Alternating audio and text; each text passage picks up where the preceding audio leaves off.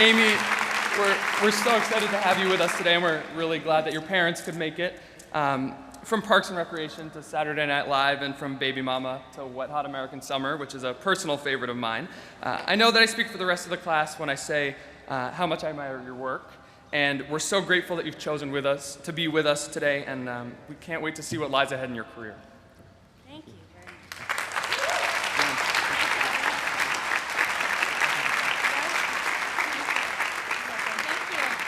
Thank you, Lizzie. Thank you, Toby. Hello.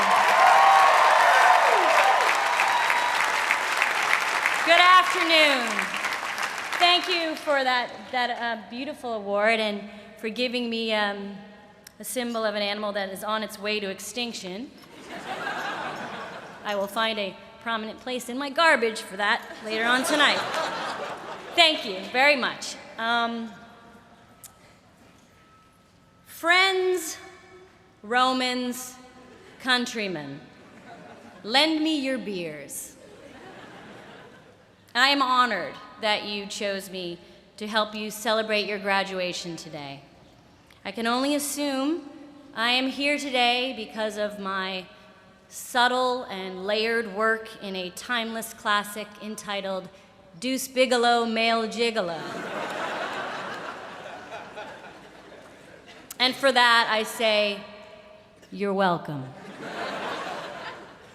I'm truly delighted to be here at Harvard. I graduated from Boston College,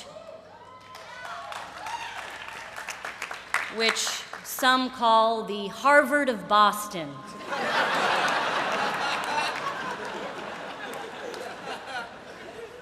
But we all know that Harvard is the Harvard of Harvard.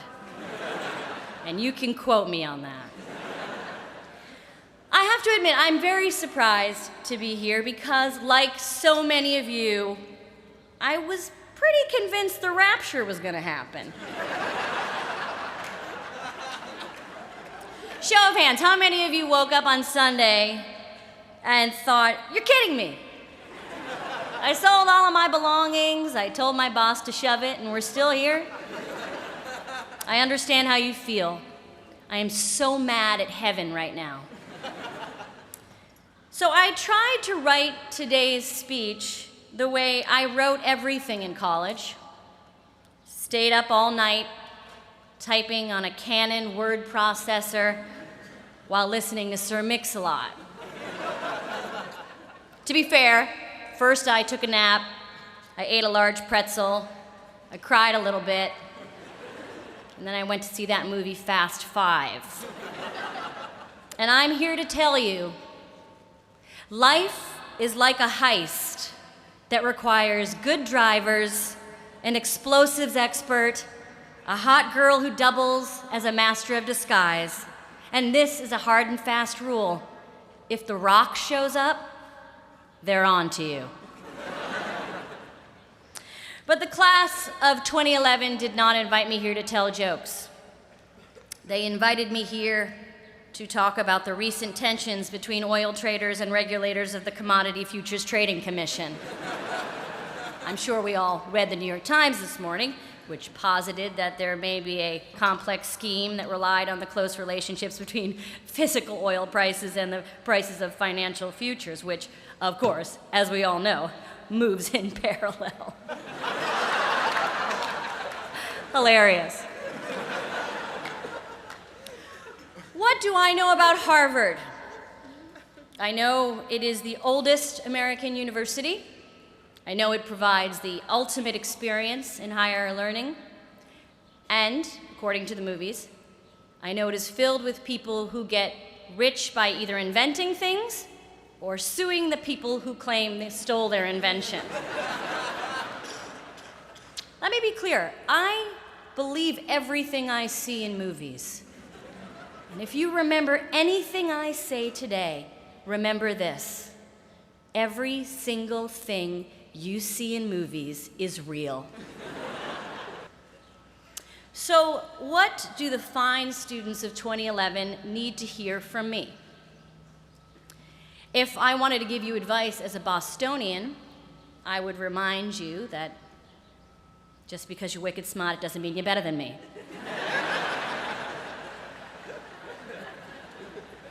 And I would also want to say, good for you for working so hard. You graduated from Harvard, huh? Must be nice.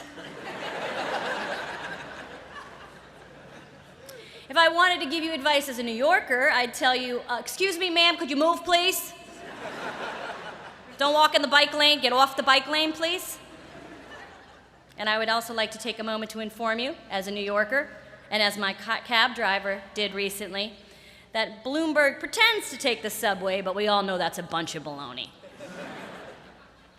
And if I wanted to give you advice as an actor, I would tell you this. Don't do it. Don't be one. There are too many. I have a lot of talented friends who aren't working. Sorry, no more room at the inn. I bet you're great, but just work with the human genome instead. You're all smart and sophisticated people. You know the world in a way that my generation never did. Because of that, I realize I don't have much advice to give to you. In many ways, I learn from you. I don't have many answers, just questions. Specifically, when I use FaceTime on my iPad and I'm talking to someone and I take a picture, sometimes the screen freezes. How do I fix that?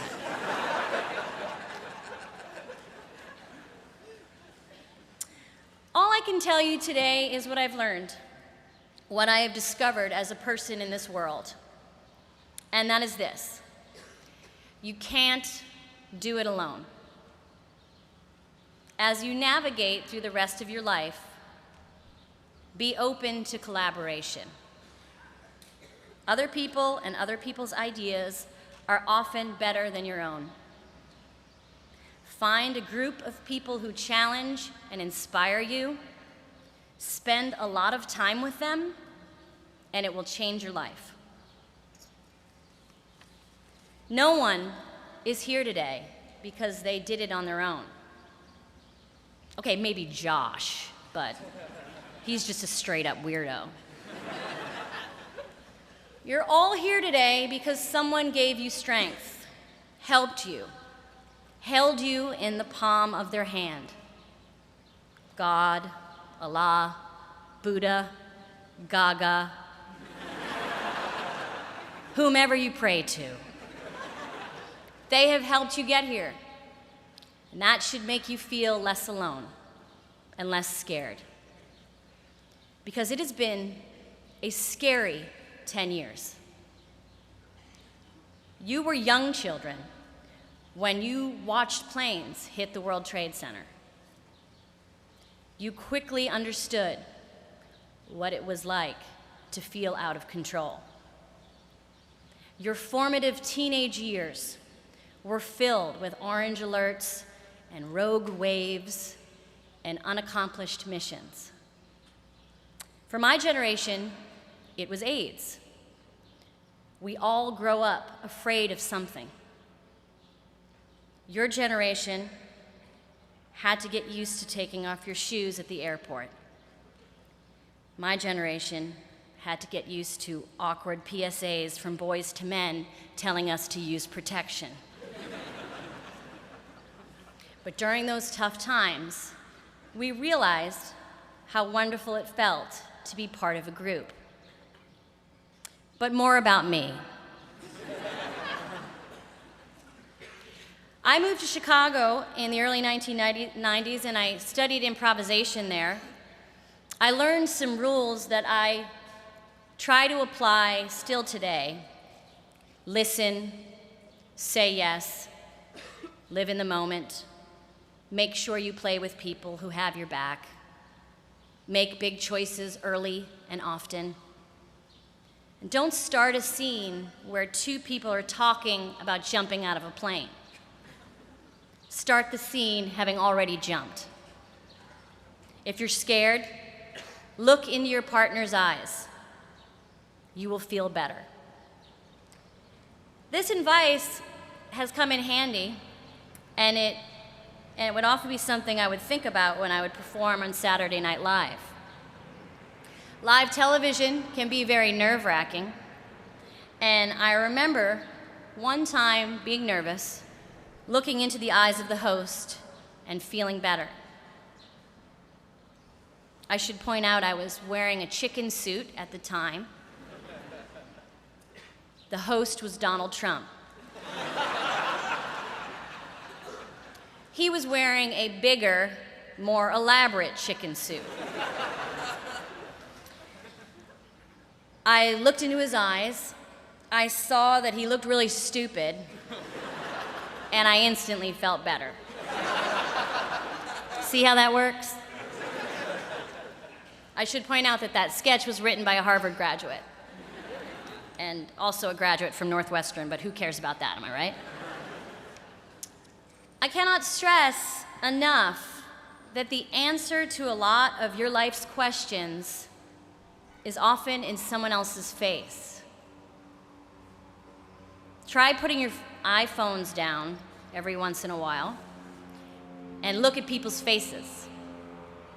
People's faces will tell you amazing things, like if they are angry or nauseous or asleep. I have been lucky to be a part of great ensembles. My work with the Upright Citizens Brigade led me to my work on Saturday Night Live.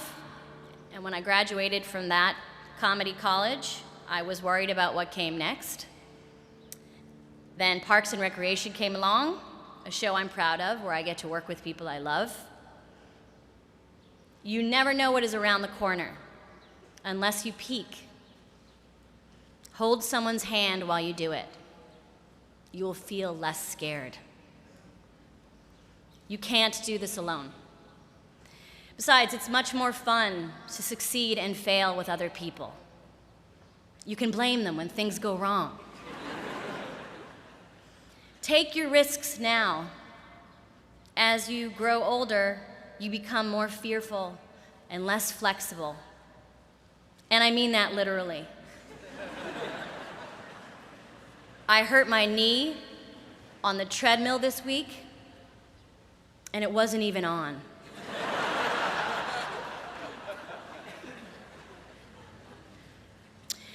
Try to keep your mind open to possibilities and your mouth closed on matters that you don't know about. Limit your always and your nevers. Continue to share your heart with people, even if it's been broken. Don't treat your heart like an action figure, wrapped in plastic and never used. And don't try to give me that nerd argument that your heart is a Batman with a limited edition silver batarang, and therefore if it stays in its original packing, it increases in value. Watch it, Harvard, you're not better than me. Even though, as a class, you are smart, you are still allowed to say, I don't know. Just because you are in high demand, you are still allowed to say, let me get back to you. This will come in handy when your parents ask when you plan to move out of their basement. And you answer, I don't know. Let me get back to you.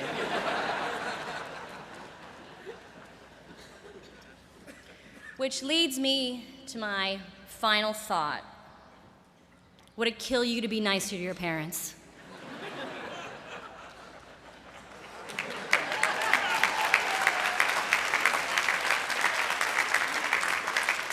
They have sacrificed so much for you, and all they want you to do is smile and take a picture with your weird cousins.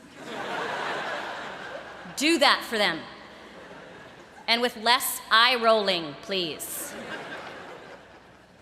And so, class of 2011, it is time to leave. Oprah has spoken.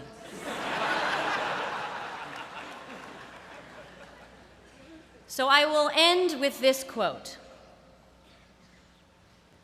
Hey ya, hey ya, hey ya, hey ya. Hey ya, hey ya, hey ya, hey ya.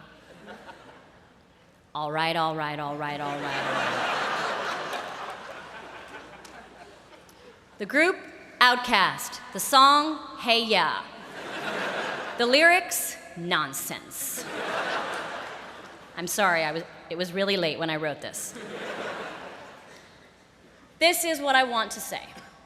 When you feel scared, hold someone's hand and look into their eyes.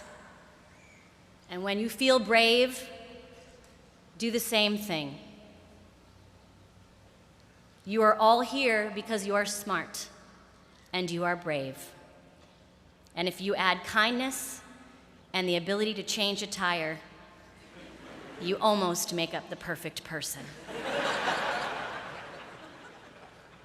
I thank you for asking me to speak to you today. As you head out into the world, I wish you love and light, joy, and much laughter. And as always, please don't forget to tip your waitresses. Thank you very much.